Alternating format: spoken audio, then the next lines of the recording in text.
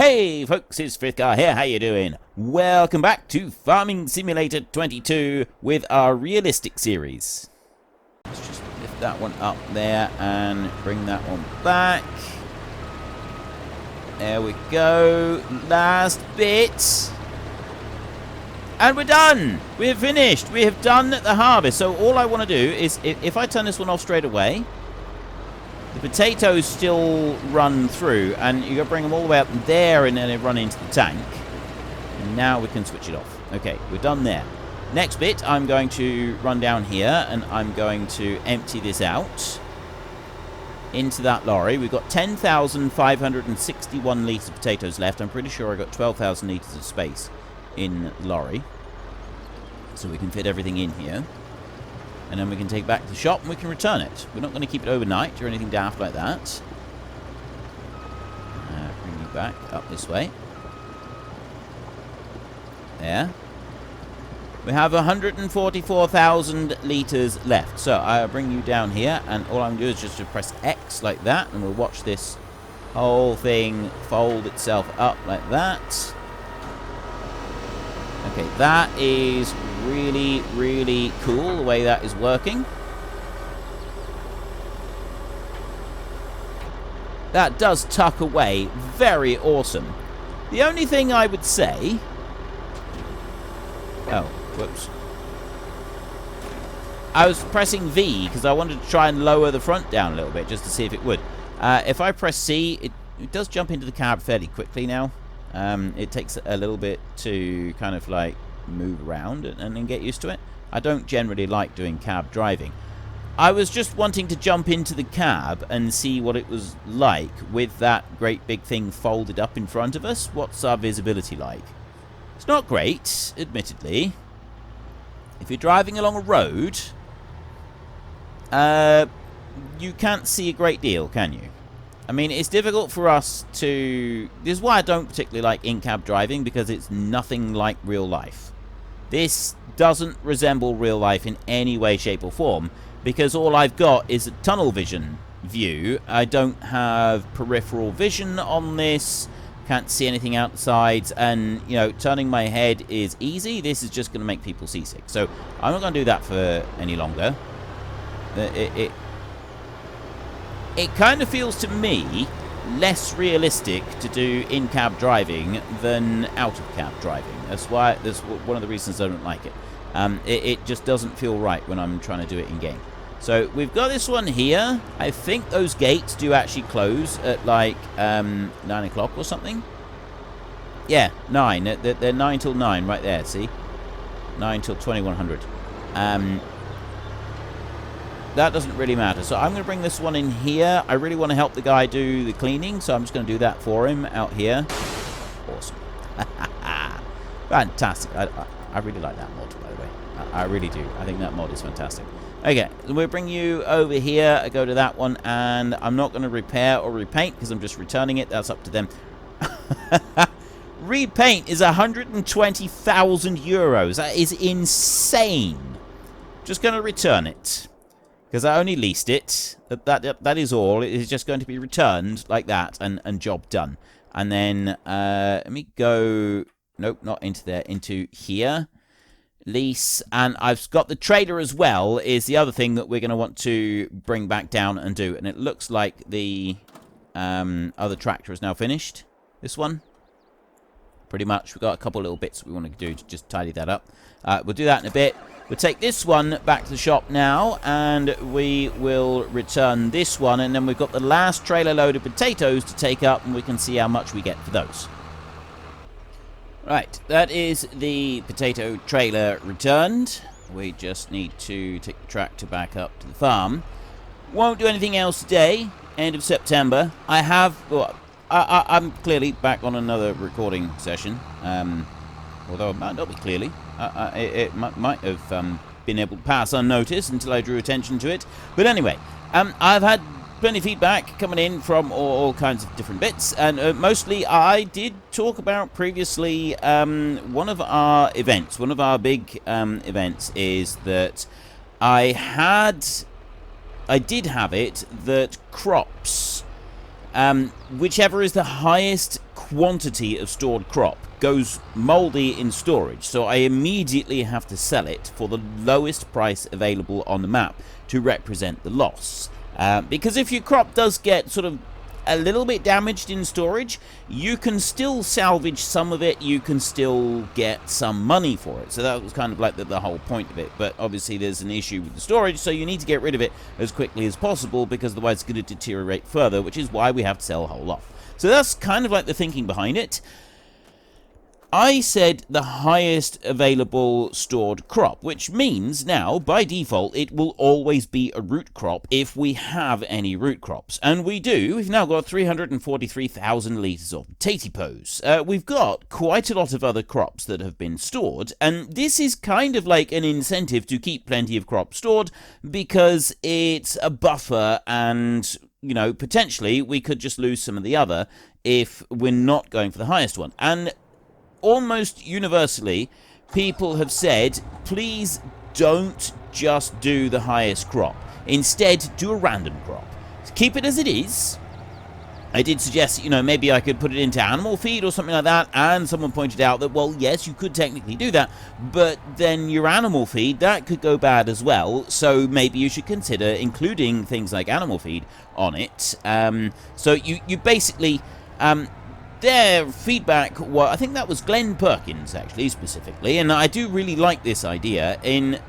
He said that, you know, in real life, you can't basically safeguard, you know, put one particular crop in a safe zone and then leave it there. Like, if there's a potential for something to go wrong, then there's a potential for something to go wrong. Now, we could have it in two separate storages, in which case we'd have to pick one of them that has damaged, you know, gotten damaged. So if we have got it separated out to be making animal feed, then perhaps it could go somewhere else. That's excellent. I really like that. And a lot of people said that it should be a randomized crop and not just the one that we've got the most of. So yes, I really like that. So I'm going to kind of like alter that a little bit to include animal feeds and other stuff like that, but it will be randomized, and we will lose the content of one storage facility for anything to do with crops and animal feeds and things like that. So, like the fertilizer and the seed, we won't include that bit, but that's kind of it.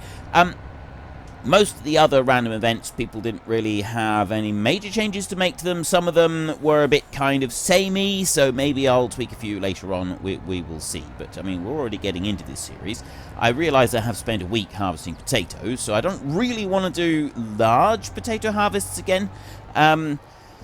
Hopefully we don't lose our potatoes. The next random event, well, the first random event will be in December when that one, when we have a thing to come up. So we've got our last load of potatoes here that we're just popping into storage, and then we can go and park this one up. Another thing that was pointed out, and let me just find the name. Right, Lucas Fendt Army. He sent me a message showing me something of vital importance. So thank you very much, Lucas. This is vitally important because I specifically did not get a truck because I could not find an example of it in real life. So I said because I couldn't find a real life example of it anywhere, I wouldn't buy it. And I was a bit disappointed because I wanted to buy it. And that was this one here. He has sent me some pictures of this in real life. And it is actually this, exactly this. And it does look glorious. But this is a real thing. This is an actual real vehicle. It does actually exist. And now I'm kind of thinking that I want to sell the one that we've got and get this one instead. Because it's so cool. We can have an 880 horsepower truck. And it does actually have the cab like this. This is a real thing. This is a genuine, real thing. It does actually exist, and I am so pleased about this.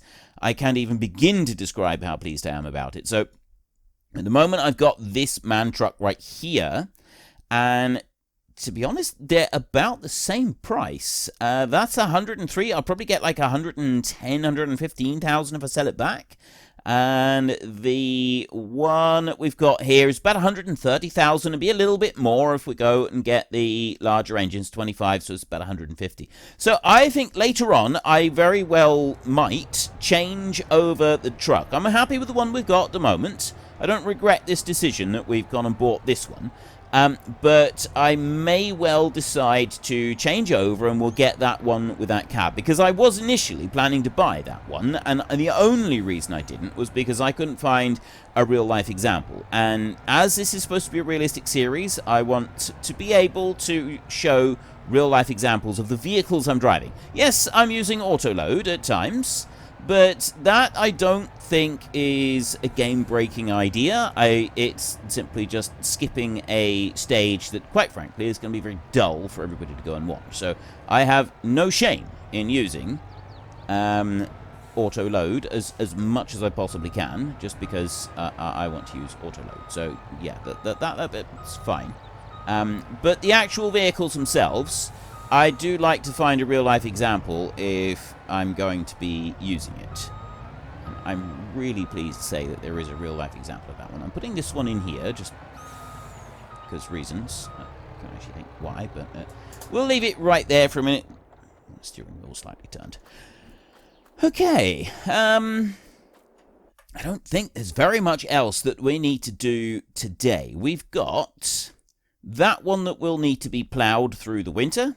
That one's already been ploughed. Let's go and have a look at It's Not the Growth. We've got nothing that needs to be harvested.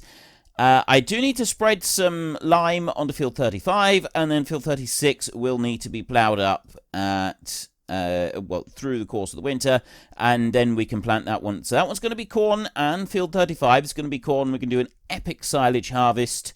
And that's about it. I do have that tractor over there with the last of the... There we go. The last of the liming. And I'll just take this one over this way. Spread a bit of lime here. And then we'll sleep the night. And we'll go and start doing a bit of lime on the other field. That's not going to take very long to do, that other field. And then once that field is done... that's pretty much it, really. Like, we just got to get through... Well, it's mostly just going through the winter. Someone said that the chickens, they won't actually show health until we put the protein feed stuff in for them. So we're going to need to do that as well.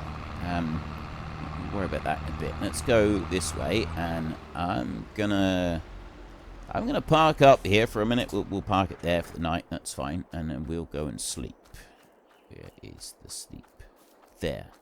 Right, we go up here and sleep for the night. Oh yes, I've got 2 days a month. I forgot that. I've changed it to 2 days a month rather than 1 day a month. I might change it back again. I'm not quite sure. So at the moment we've got these eggs in here. Not very many. And if we have a look in here, we've got 60 chickens in total, and I've got 2,001. So you don't get a lot of food going in for the chickens, to be honest. Like, you don't get massive amounts of it. It's the protein that we want. I really, really want to be able to get protein quickly and make it, but we don't have it. It's that, yeah, we've got to buy the... Oh, wait. To get the protein, we need barley, water, the mineral stuff here, and cut sugar beet. And we can get sugar beet and make cut sugar beet using the cut master, which is easy enough. But so that means we've got to grow sugar beet and we've got to grow barley in order to be able to get that. The other pallet of stuff, right here is that one. It's the mineral pallet. That's easy to get, so we don't need to worry about that. But it's the actual protein food. Now I can buy protein food, I believe. I don't know if I can buy it straight for the animals. That, I don't think, is something that we can do. So if I go and have a look at the animals right here. Protein. Yeah, you can't buy it there. I'm assuming that if we had, like, a buy anything... I don't know if there would be, like, a sell anything that we'd be able to use to get the protein for animals, or if we can only get that from making it. Pallets, the other thing... yeah, we do have to go and build an actual structure for that. So I've got a sawmill down here that I went and bought.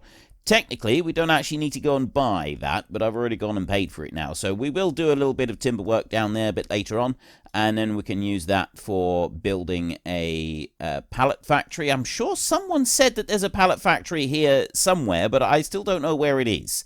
But we will need a pallet factory. But again, that's something that we don't need to worry about right now. I was looking at this. So barley, we have already planted the barley, though. We've done that. That was in field soil composition. Oh, no, that's weeds. Growth there.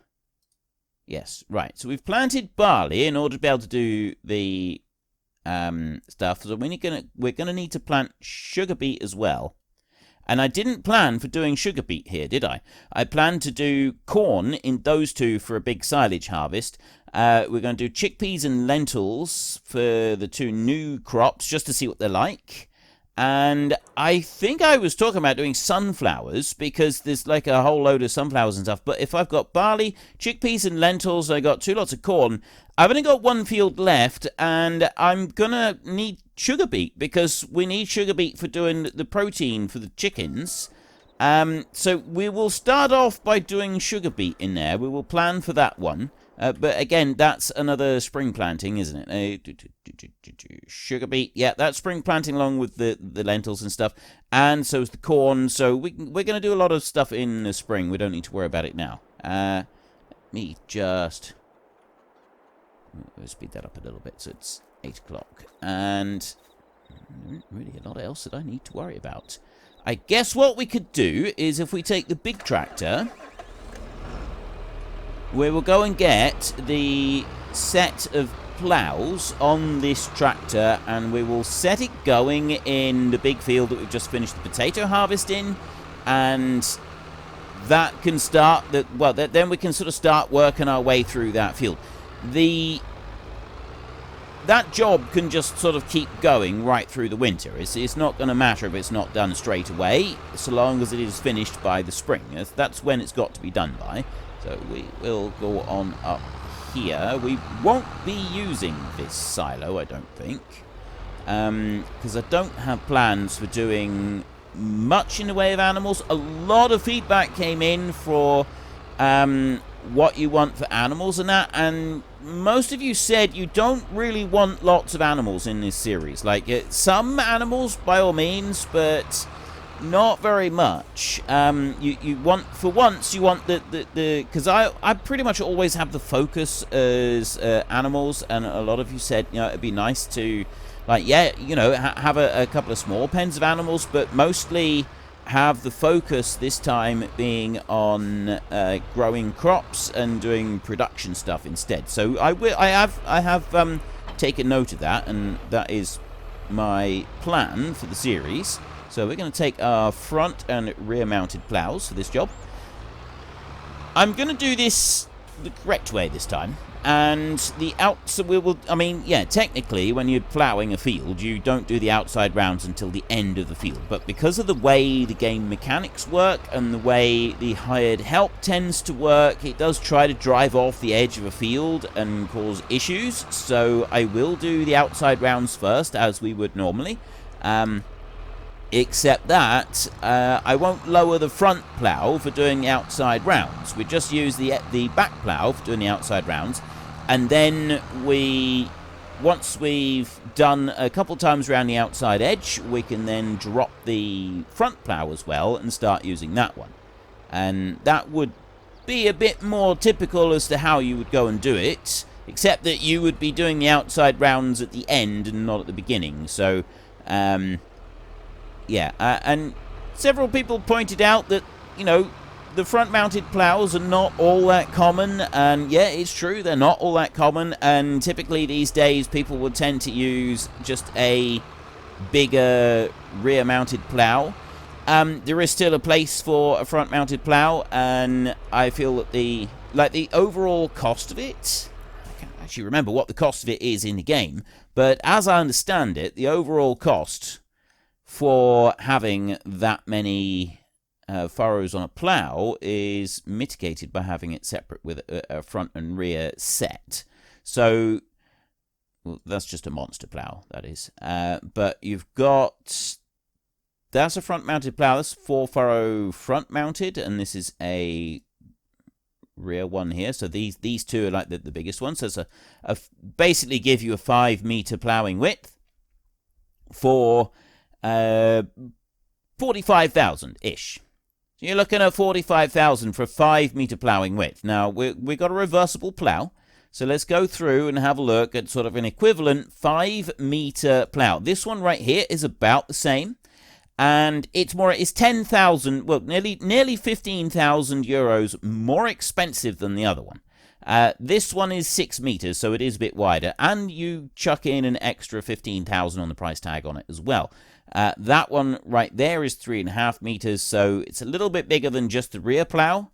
But you see what I mean? Like, one single plow is more expensive than having the 2 separate plows, and that is another factor in deciding whether or not the rear-mounted and front-mounted plows together is the right machine for your farm. Now, what we're going to do is we're going to do an outside round like this with just the back plow dropped down. And this is probably going to get a little tedious, so what I'll end up doing is dropping the front plow to do some more rounds, because we're going to need to do a couple rounds in order to be able to give the machine enough room to turn on the ends of the field once it starts working. The difficult bit is always making sure that you're close enough to the edge, but also like trying to avoid the trees so that you can see what you're doing. And also, it's not the most exciting thing to go and do, so I imagine it's probably not the most exciting thing to go and watch either. Did I buy the biogas plant? You know, I genuinely can't remember at the moment if I did or I didn't. There is actually a number of mods where you can just add water. Well, there's at least one. I think there's more than one that does do it. You can put water and straw together, and you can get both manure and slurry coming out of it. So technically, we wouldn't need to buy, not slurry, you can get digestate coming out of it.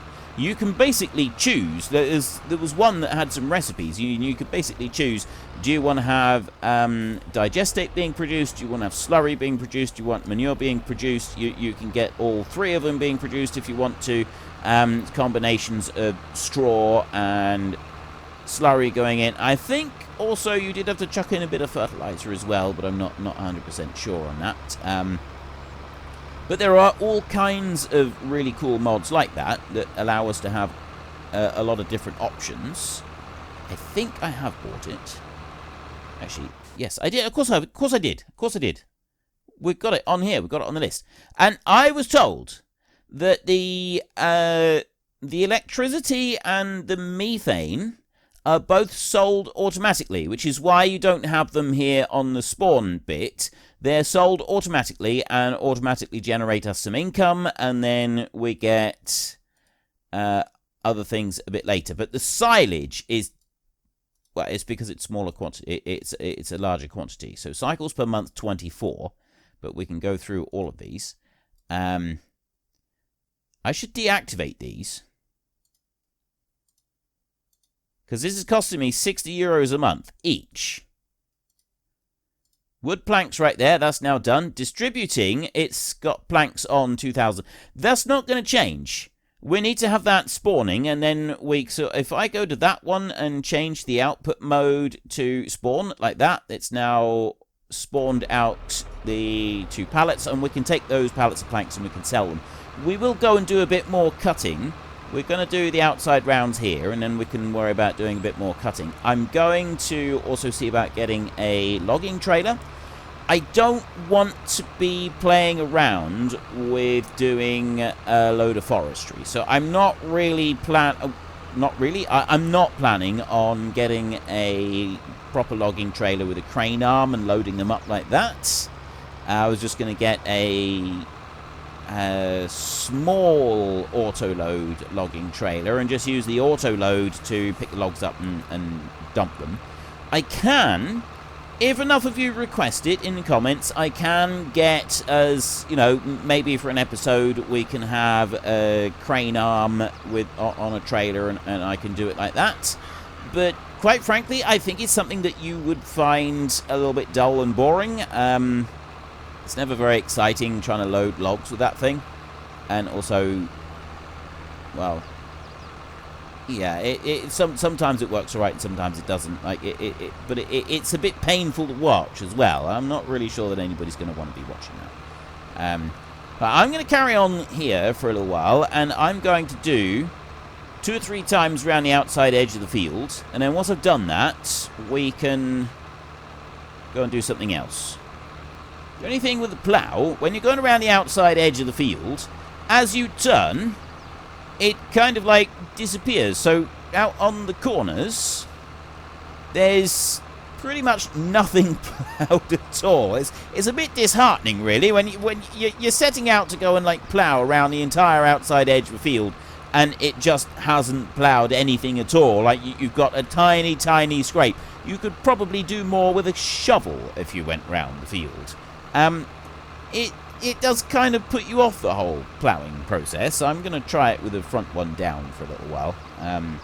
Technically, you wouldn't be doing that in the outside rounds, but I think we'll be alright. So what I'll do is if I go to that one and I unfold it, I'll bring this on round. I've done once round the field now. There. Now, see, we're getting a nice thin layer of almost nothing been done. And then I'm going to lower the front plough as well. Like that.